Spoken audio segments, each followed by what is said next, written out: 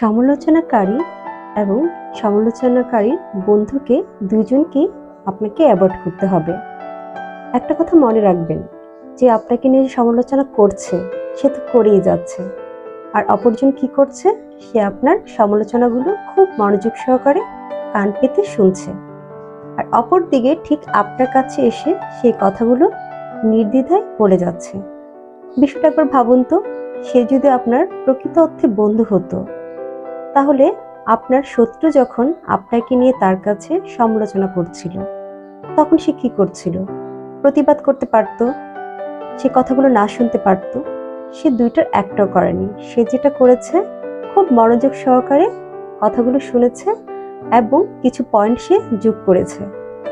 তাহলে ভেবে দেখেন, দুজনই আপনার প্রকৃত অর্থে শত্রু। কিন্তু আমরা যেটা করি, শুধুমাত্র সমালোচককারীকেই বাদ দিই লাইফ থেকে, কিন্তু যে সমালোচনাগুলো মনোযোগ সহকারে শুনে যাচ্ছিল তাকে আমরা প্রকৃত বন্ধু ভাবি। কিন্তু আপনি একবার ভাবুন, আমরা কিন্তু চাইলেই তাকে বাদ দিয়ে সমালোচনাকারীকেই বন্ধু ভাবতে পারি, কারণ সে প্রকাশ্যে আপনাকে নিয়ে সমালোচনা করতে পারে। আর যে আপনাকে সমালোচনার ইন্দুকটুকু জুগিয়েছিল, সে কিন্তু আপনার আড়াল থেকে শত্রু। সে সমালোচককারীর সাথেও ছিল, আপনারও প্রকৃত বন্ধুভাবে আপনার সাথে ছিল। কিন্তু আমরা বরাবরই একজনকে বাদ দিয়ে একজনকে লাইফে রাখি, কিন্তু এটা আমাদের মারাত্মক একটা ভুল।